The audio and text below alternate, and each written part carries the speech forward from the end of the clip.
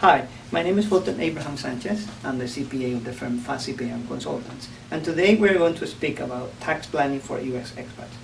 Many times expats believe that because they live in another country, they don't have to file taxes. And that is the case if you have no income in the foreign country. But if you do have income and you receive income through the year, then you have the obligation to report to the IRS. And that is the case of many times that we have questions from expats that they email or call us asking for guidance in this sense. And for that, the IRS has created a program that is called the Streamline Program. The Streamline Program is the design for U.S. expats that they have not filed taxes with the IRS even though they have income in their country because they didn't know. That's the condition, that you were not aware of your filing obligation because you moved to another country different from the United States. If that is the case, then the program, Streamline Program requires that you file 3 years of taxes and 6 years of FBAR, meaning your foreign accounts over $10,000. Once the filing is done, the program is accepted, 90 days, and you are done complying, and there is no anymore, and you are in compliance with the IRS. Now, there are some principles that we need to follow if we want to be in compliance with the IRS, even though we don't live in the United States. And the first one is that you as an expat, even though you have income in the foreign country, you have the famous foreign earned income exemption, meaning that if you make over $100,000 as employee in a company, in a foreign company, and that foreign company is paying payroll taxes and social security taxes to the government of the country, then you will be, you can take this credit, the foreign earned income credit, and the first $100,000 will not be subject to taxes in the United States. But remember, this only applies to income that you have earned as an employee for another country in the foreign country.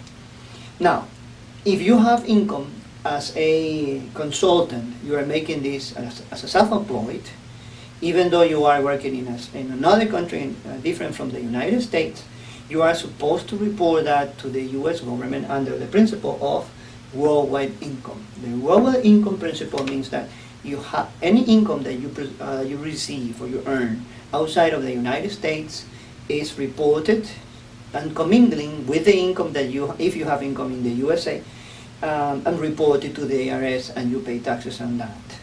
And that share of the income is not subject, or it will not be benefit from the foreign earned income exclusion, because remember, as I said before, the foreign earned income exclusion is only for income that you receive as an employee of a foreign company.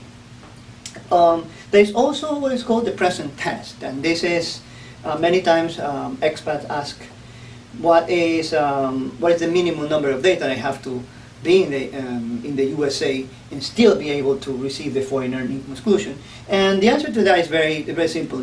The maximum number of days that you have to stay in the USA is 30 days. Now, and you can take the foreign earned income exclusion, but even if you stay 30 days, 28 days, or in a lesser number of days, the foreign earned income exclusion is going to be prorated to the number of days that you are outside of the U.S. Meaning, if you take 30 days, then you are not going to take the whole credit of the foreign earned income exclusion. It's going to be prorated to the number of days that you stayed in the United States. So, the 365 days minus 30 days minus 28 days, the number of days that you stay here in the U.S.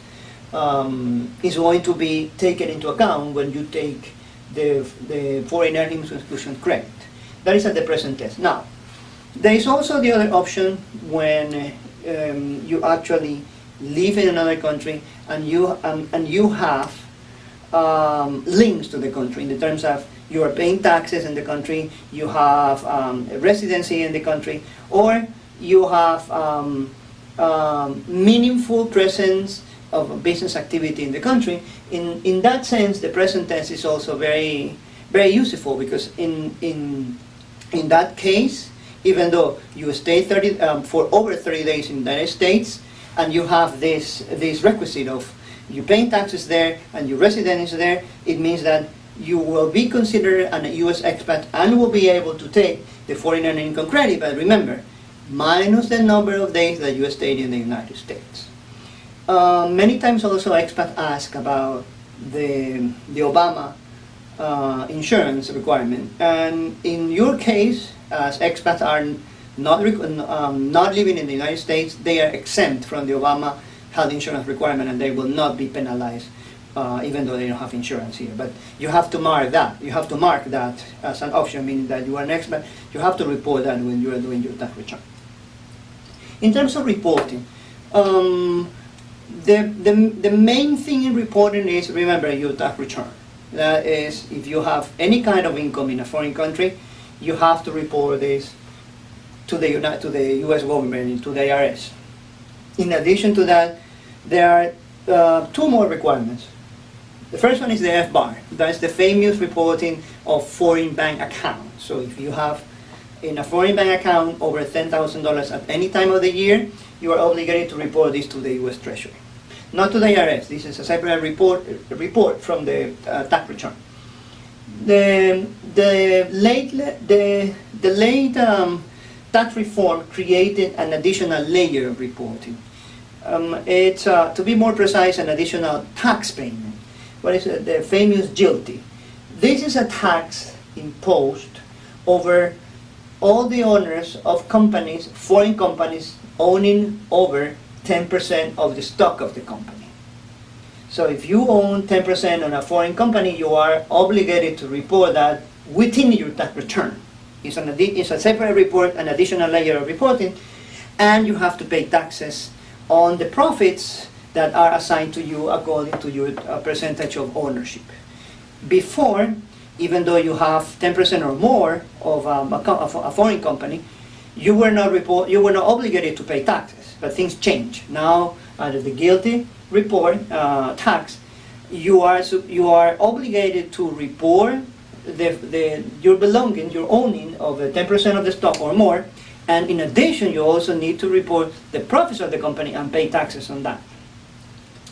Also, if you have a foreign trust, is requirement either if you receive or you do not receive distribution from the trust, you are supposed to report this to the IRS. This is required. This is not an option. You are supposed to report to the IRS. Many times, clients, they do, for example, foreign trust in Panama, or they do a trust in a Latin American country, or even in the Caribbean country offshore, and they believe that because there is no income distributed, there is no obligation to report. The IRS requires that if you have a trust, either you receive or you do not receive distribution, you are supposed to pay taxes on that. For whenever you are dealing with all these obligations, we have a specific plan designed for your help. So, for example, we have three kinds of plans. One is the silver, the gold, and platinum. And these plans are designed precisely to answer the needs of the U.S. expat community. The silver plan includes the tax filing, the gold includes the tax filing and the FBAR, and the platinum plan, this includes the tax filing, the FBAR, and the GILTI. Remember, the GILTI is a new requirement where you report the company that you have in a foreign country, and you pay taxes as well on that. This can also be designed to be in a monthly basis. We will, if you have any questions, we will give information about that. But if you want to see more videos about this topic, then you can see our reproduction list. You can also subscribe to receive updates from new videos when we post them. And if you have more questions, click on the link that we have here in the information box in this video, and send us an email.